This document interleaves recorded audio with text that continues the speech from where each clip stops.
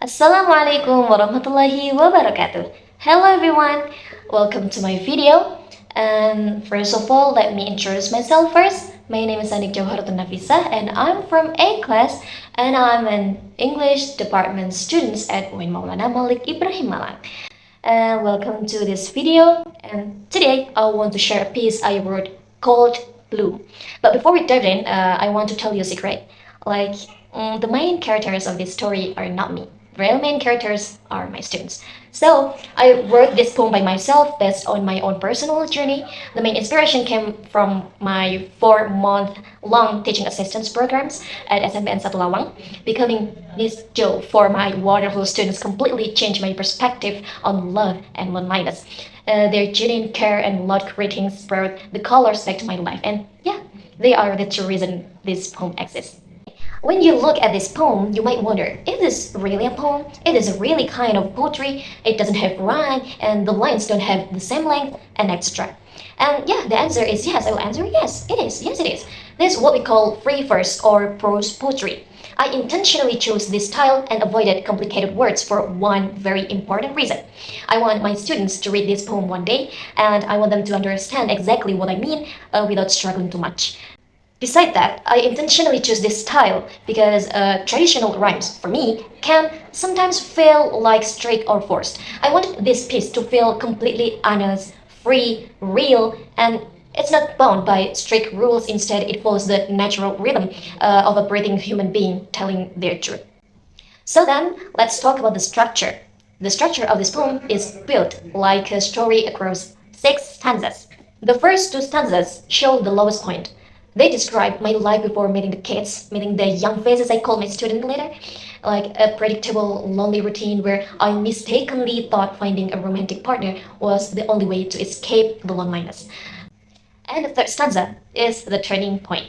This is where the settings shift. I walk into SMPN Satu and the exact moment I see their young faces by the classroom doors, and the greatness of my routine, the greatness of the outdoors routine starts to crack, starts to finish. And the fourth and fifth stanzas are the epiphany, or we can call it the sudden realization. This is the climax of the poem. Hearing them shout, "Miss Joe," changed my entire perspective. I finally realized that my heart didn't need to be loved romantically. It was actually starving for a reason to give love. And the final stanza is the conclusion. It compares the beauty of being loved and the power of loving someone else. So the main point here is not about to be loved, but it is about giving love to someone else. And the next, let's move to the language features. To make the story feel close and personal, I use the first person narrative like I and mine. But more importantly, I use repetition, especially in the fifth stanza. By repeating the words excitement and excitedly, I wanted the listeners or the readers to feel the rush of my energy and the fast heartbeat that I felt every I walked into their classroom. I also use sensory imagery, that is, words that make you see and hear the poem. For example, you can see the empty room and the faces lit up and with joy, or you can hear the quiet line of a boring day and the noisy school hallway. And then let's move into the hidden meanings or the figurative language used in this poem. Even though the language is very simple, there are some phrases in this poem that carry a much deeper meaning, like hidden meaning and something like that. So let's look at them closely.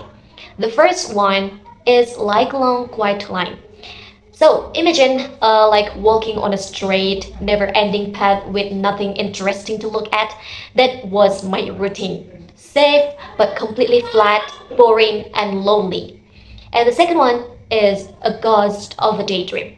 This represents the illusion of romance I was chasing. It wasn't real. It was just a fake scenario in my head that haunted my thoughts. But it could never actually cure my sadness. And the third one is broke the heavy silence on my head. Before I met them, before I met my students, before I met the kids, my mind was loaded with depressing and lonely thoughts. When the kids shouted my name with so much energy, with so much excitedly, it literally shattered the depression. It literally made my depression, my bad thoughts vanished.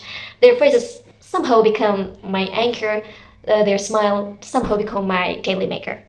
And the next one is the way my heart used to bloom. So guys, just try thinking of a dry, dying plant that finally getting water. My heart came back to life not because someone loved me, but because I finally had a reason to nurture and care for someone else. And the last one is they are the ones painting inside of it. So this phrase means this is my ultimate tribute to my students, especially my eighth graders. They didn't just walk into my life, but they actively reshaped it. They replaced my gray, replaced my uncolored life, and boring days with the vibrant colors of their joy. Okay, so what is the message of this poem? Ultimately, the message of Bloom is a new perspectives on happiness because most of the time, when we feel lonely, we think the only cure is to be loved by a romantic partner. We want someone to hold our hand, but this poem shows a different truth. Sometimes the cure for loneliness is not finding someone to love you. The cure is finding a reason to give your love. So, by caring for my students and watching them grow, watching them learning together with me, studying together with me, my heart feel full again. Being loved is a beautiful thing, and everyone absolutely agree about that. It's a beautiful thing. But choosing to love and pouring your heart into others is what truly brings the color back to your life.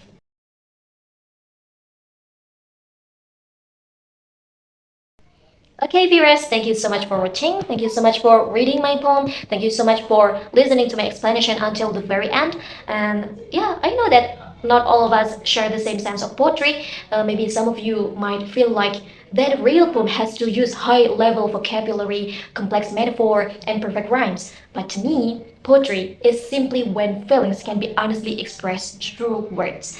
And my principle is this: I don't write poetry to look smart. I write poetry to channel my feelings, to express my feelings as honestly as I possibly can. So, thank you very much for letting me share my honesty to you. Thank you very much for listening till this end. And the last I say, wassalamualaikum warahmatullahi wabarakatuh.